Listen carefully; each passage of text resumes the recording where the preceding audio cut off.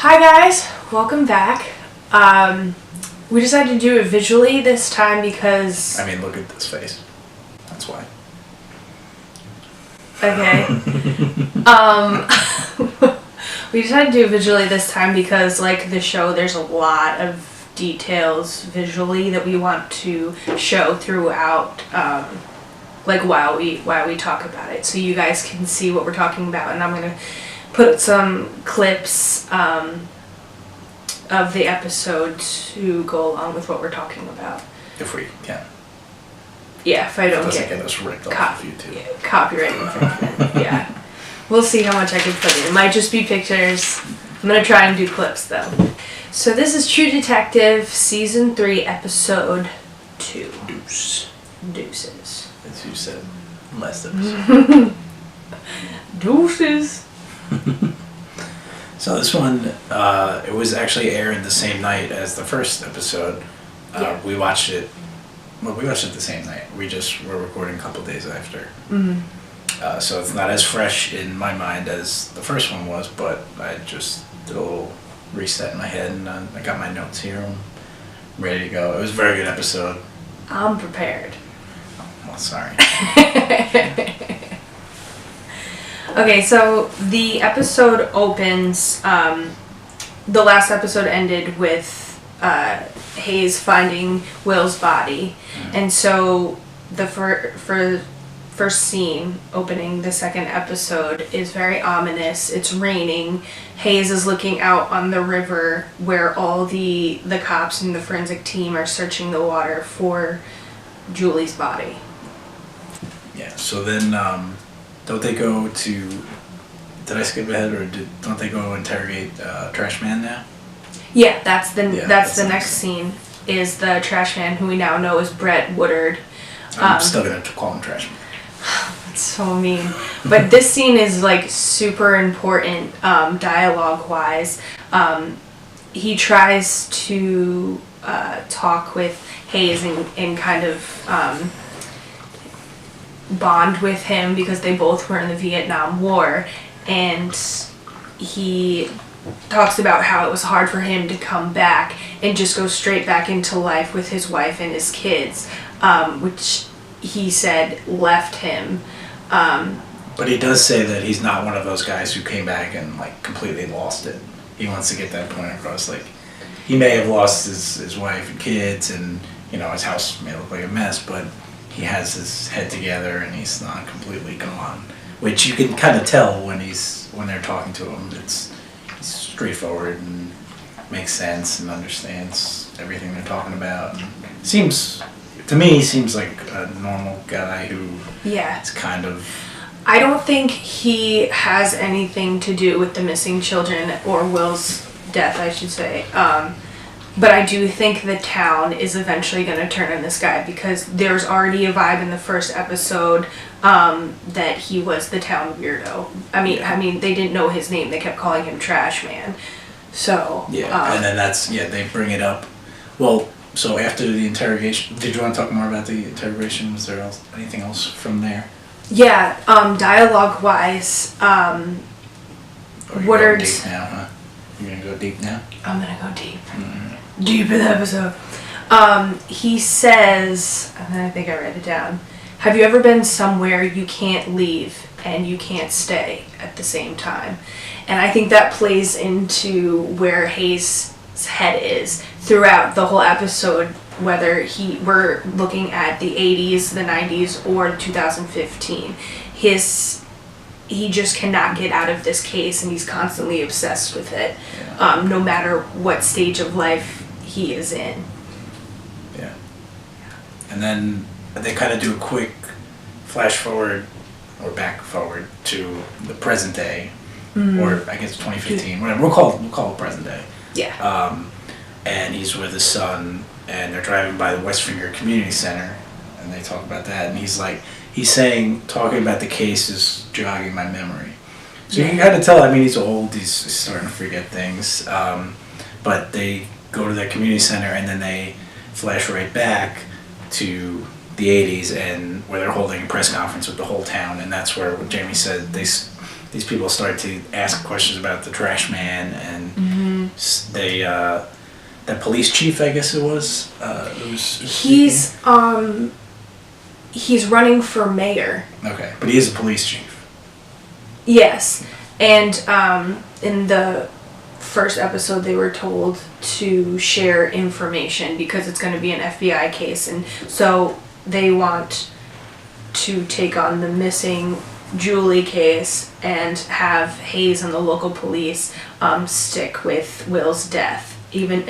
But they're the same case essentially, so they have to share information. But this is where problems arise. Obviously, it's Yeah. kind of expected, but not yet. They talk a little bit, and then after that is the funeral, right? Luke's funeral. What's his name? Luke. Will. Luke Will. Yes. Luke. I don't know who's. He's only been saying his name for forever. Forever. Yeah. So Will's funeral back at the house, and this was where I was like, oh shit, because this is where you find that Uncle Dave. Dan. Damn, man. See, this is why we should have done it right after I watched the episode. Uncle Dan. You sure Uncle Dan? It's Uncle Dan O'Brien. It's Uncle Dan O'Brien. That's it. And this guy, I don't know, he's still got a weird vibe to me. He kind of played off. Yeah. They told him about the Playboys that they found, which we had mentioned in the last episode. He stayed in Will's room, and they found Playboys, but they found the peephole into the sister's room. So Hayes mentions the Playboys, but he doesn't. But they don't mention the people. Which I was, yeah. And the whole time, Roland is asking these questions to Uncle Dan, and you can just see Hayes looking him up and down. And Herschel is good with this because you can tell a lot by his face. Yeah. Like, he doesn't have to say much. He's just giving these looks. I had a big problem with Uncle Dan because that actor, Michael Graziadei, I think is his last name. Okay. But he's in another show called The Secret Circle. He's also in American Horror Story, and I also find him very attractive, and it bothers me because he's super creepy in this show now, and they allude to him being a pedophile. Yeah. But he does play it off pretty good. He doesn't really give off the vibe. I'm definitely getting the vibe, but he doesn't. Yeah. One thing he did say though was, Roland, did you ever are you close to the kids, or were you close to the kids? And he goes, yeah, I played with them a few times. It just makes you cringe. Yeah. Oh god, it's really gross. Yeah, I didn't like that. I didn't like him. I still don't like him. I mean, he may have nothing to do with it, but he's got my eyes on him right now. And then, so after that, I think they go back to the present, and you find out that he left. Hayes left the force after what happens in the 90s when they bring the case up. We haven't gotten to that spot yet in the 90s, but you do find out that afterwards he leaves. Also, as we know right now, Roland has not been shown in the 90s, and he's not been shown in 2015. So we don't know what happened with their relationship. But in the 80s, it seems like they have a good partnership. They get along, they joke with each other. It seems like they know each other, like we mentioned in the previous episode. Roland says to the other cops in the search party, he does his own thing, let him be. So like, he knows they have like a good rapport with each other. So I don't know if they had a falling out. We don't know if Roland's even alive in 2015. I think I saw in the trailer. Yes, so. I mean, they gave it away in the trailer, the preview, so he's around. I don't know if it was 20. His older self? I don't know. I don't know if it was. No, yeah, I think so. I could be wrong, but I think that I saw in the trailer that he's around. I missed that. Well, okay. Notes then. No, I'm good. So they going back to the 80s. You have Amelia. Hayes gave her a picture of the dolls that we had mentioned from the first episode that were there by Will's body, and she goes around school, talks to some kids, and finds out that they were given away on Halloween. Yeah, Amelia plays sort of a big part in this episode she not only gets closer to Hayes, which we know she eventually becomes his wife, but they need her because she's good to talking with the kids. And they bring her in the interview room with the kid Mike, who said that he saw Julie get one of those dolls at a house. So they make him draw a map of their route on Halloween night, which houses they went to, and you just see a paper with a whole bunch of, I'll put it up here, paper of a whole bunch of crosses to each house they went to. So this is when kind of the issues with Hayes and West and the other cops and the police chief come up, because Hayes is pretty adamant they want to forget about warrants. They want to go house to house and just ask if they can search. And if they've seen any of these dolls, Hayes or they know. Yeah, Hayes is adamant that, they might not get everybody, but some people will show them, and he doesn't want this news out yet. Yeah, to tip somebody off, basically. The interviewer brings it up, asking Hayes if he had any problems with this case. Or if he ever thought that race played a role in dismissing his, and he said no. Which turns out it was a lie, but you don't know if Hayes does bring it up other than that one quick mention that he ends up just putting aside. So. Yeah. She also shows Hayes like sort of a Reddit forum, which I thought was cool as a place to present day cases where people will just start forums online trying to solve cases that are currently happening, and just posting posting their like theories and trying to help the cops. But this is another interesting fact that I looked up today, is she also mentions, and I think I have it written down. Oh, you're looking stuff up now. Yeah, some theories, some other people's theories. Bringing in other people's theories? No, actually, she brings up the crooked spiral, which is from season 1. So people think that there might be some crossover, that we might see Rusty Cole and Woody Harrelson's character come into play, because there are similar themes with the dolls. Don't get me excited now. I know, that would be amazing, right? They're also, the dead bodies are similarly placed. Like Will's body was in a praying position, and a lot of the bodies that they found in the first... timelines? Are they both, aren't the timelines? I don't remember from the first season, but it definitely wasn't present day. We'd have to look that up. Yeah. It's not our theories. Now, during the funeral, Roland and Hayes go outside and they talk with Tom Purcell, who's the father. They're his parents. And the mom says she wonders if Tom is Julie's dad, the missing girl, Julie's dad. And the dad, Tom's dad, like the grandfather, gets really upset that she brought it up. Yeah. Some people think that Uncle Dan is Julie's dad, I could see which that. could be Uncle completely Dan, possible. there's more in Uncle Dan. He's a real fuck up. That's what I'm gonna say. Yeah, there's something going on with him, definitely. There's also a theory that the interviewer is Julie. But that doesn't make sense to me, because she was 10 in the 80s. She would be like 45, and that girl does not look 45. I think that's a stupid theory. I'll say that straight up. So, kind of finishing up the episode, I think we covered everything else, but in present day, Hayes is having dinner with his son and his wife and grandkids, and then you find out Hayes asks about the sister, and you find out that they're estranged. Yeah, you find out that they're estranged, and he asks about her, and the son pretty much says she doesn't like it out here. She's out in California, right? Yeah, she's out in California. Yeah. She doesn't like it here. She never liked it here. She never liked it here. The last time that they spoke was at their mother's funeral, so something happened between them.